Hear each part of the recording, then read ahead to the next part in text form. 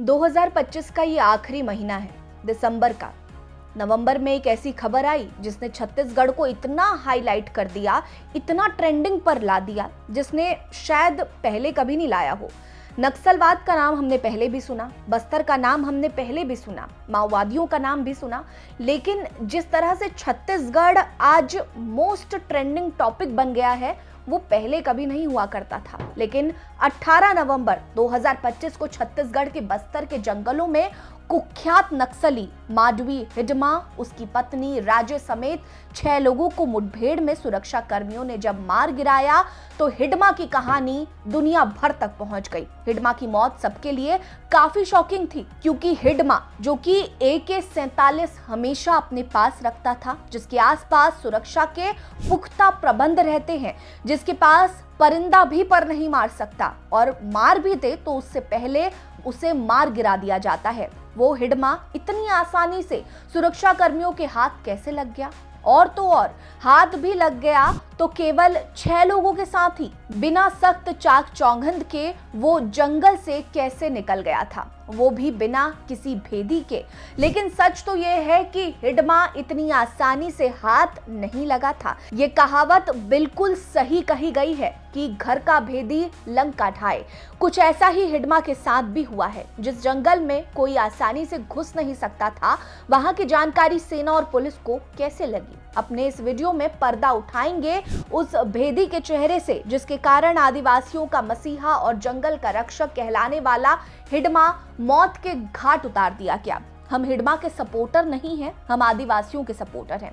आदिवासियों के साथ जो पिछले कुछ दिनों से हो रहा है, उनके साथ जो रिलोकेशन का जाल बुना जा रहा है, हम उसके समर्थक बिल्कुल नहीं हैं। इसीलिए हिडमा की ये कहानी हम आप तक लेके आ रहे हैं, ताकि आपको भी पता चले कि जमीनी स्तर पर कैसे काम होता है, कैसे एक कुख्यात नक्सली को मार गिरा दिया जाता है, और कैसे आदिवासी जिसे अपना मसीहा मानते हैं उसकी मौत हो जाती है।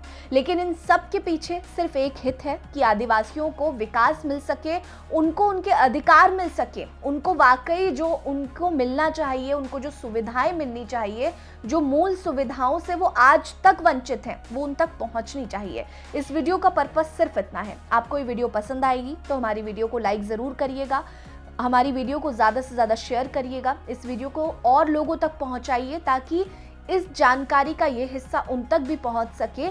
और ये कोई भ्रामक जानकारी देने वाली बात नहीं है, ये एक ऐसी बात है जो शायद हर किसी तक पहुंचनी चाहिए, और विकास के लिए हर किसी को आवाज उठानी चाहिए। केंद्र में जब बीजेपी की सरकार आई, तब केंद्र सरकार और छत्तीसगढ़ की सरकार ने ये तय किया कि वो 2026 मार्च महीने तक छत्तीसगढ़ को नक्सलियों से मुक्त करा देंगे, जिसके बाद 2018 छत्तीसगढ़ में 126 नक्सल प्रभावित और 35 सबसे ज्यादा प्रभावित क्षेत्र थे, जो कि 2025 में सिर्फ 12 प्रभावित और 6 सबसे अधिक प्रभावित क्षेत्र बचे हैं।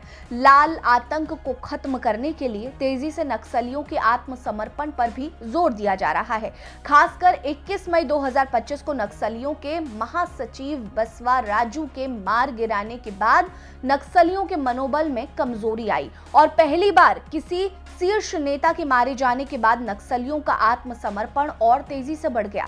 केवल शुरुआती 4 महीनों में ही 700 से ज्यादा नक्सलियों ने सरेंडर कर दिया है। तो वहीं पूरे आंकड़ों को देखें तो साल 2025 में ही अब तक कुल 226 नक्सली मारे गए, 418 गिरफ्तार हुए, 896 ने सरेंडर कर दिया। साथ ही 2014 से लेकर 2025 तक 2000 से ज्यादा नक्सली मार दिए गए, और 7000 से ज्यादा माओवादियों ने आत्मसमर्पण कर लिया।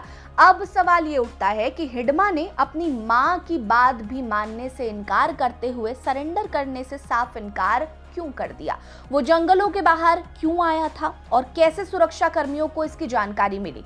तो बता दें कि इसके पीछे है कोसाल। कोसाल ही वो शख्स है जिसने हिडमा के निहत्थे होने की और विजयवाड़ा जाने की जानकारी सुरक्षा कर्मियों को दी थी, जबकि हिडमा इलाज कराने के लिए गया था। यहाँ तक कि हिडमा के सरेंडर करने की कहानी सुरक्षा कर्मियों ने केवल हिडमा की छवि खराब करने के लिए मनगढ़ंत तरीके से बनाई थी। कोसाल की मुखबिरी के कारण ही हिडमा की जानकारी पुलिस को लगी थी। अब सवाल ये है कि कोसाल कौन है और कैसे हिडमा की हत्या का सारा खेल इसके द्वारा रचा गया था। दरअसल दंडकारण्य स्पेस जोनल कमेटी की तरफ से जारी पत्र में बताया गया कि कुसाल ही वो मुखबिर है जिसके कारण हिडमा की मौत हुई और साथ ही करीब 50 नक्सली पुलिस गिरफ्त में आ गए हैं। इस पत्र में दावा किया गया है कि हिडमा 27 अक्टूबर को एक लकड़ी व्यापारी के साथ अपनी पत्नी और 4 साथियों के साथ विजयवाड़ा इलाज के लिए गया था, जिसकी खबर कुसाल को भी थी। वो हिडमा के ही कैडेट का एक नक्सली था जो 9 नवंबर को जंगल से भाग गया था और उसने पुलिस वालों के सामने सरेंडर कर दिया। उसने ही हिडमा के जंगल से बाहर निकलने, उसके बीमार होने और विजयवाड़ा आने की जानकारी पुलिस को दी थी। कुसाल की गद्दारी की खबर हिडमा तक 14 नवंबर तक पहुंची थी, लेकिन तब तक शायद पुलिस चौकन्नी हो चुकी थी और उन लोगों ने हिडमा को पकड़ने का पूरा जाल बिछा लिया था।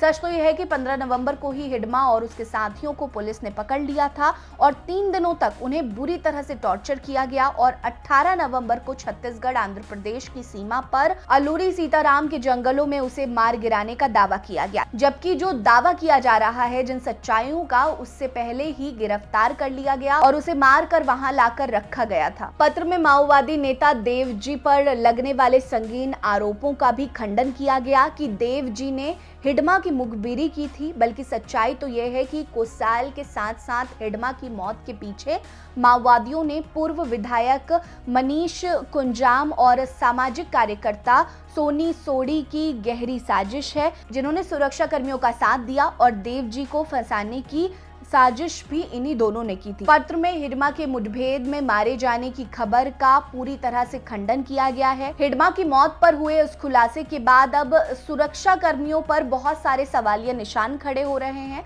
हालांकि नक्सलियों का अंत जरूरी है, क्योंकि ये एक अलग ट्रैक पर चलने वाले थे, एक अलग दौर में ये लोग चले गए थे। उससे न जाने हमारे कितने जवानों का नुकसान हुआ, कितनी माओ ने अपने बेटे को खो दिया। आदिवासी जिनकी लड़ाई ये लड़ रहे थे, उनसे भी अलग इन्होंने एक अलग रूट पकड़ लिया, जिसे आप कह सकते हैं कि हिंसक रवैया इन्होंने अपना लिया, जिसकी वजह से हमारे कितने जवान शहीद हो गए, कितने आदिवासी लोगों को नुकसान पहुंच गया, लेकिन विकास आज भी शून्य है। नक्सली अपनी लड़ाई आदिवासियों के लिए लड़ रहे थे, लेकिन आदिवासियों के लिए जो वाकई विकास होना था वो शून्य था। हम नक्सलियों के सपोर्ट में बिल्कुल नहीं है, हिडमा का हम बिल्कुल सपोर्ट नहीं करते हैं। ये एक पत्र था जिसमें हिडमा की मौत को लेकर फलाने दावे किए गए। उन दावों के बारे में हमने आपको बताया और इस पर आपकी क्या राय है, आप हमें कमेंट करके जरूर बताइए। हमारे साथ बने रहिए। नमस्कार।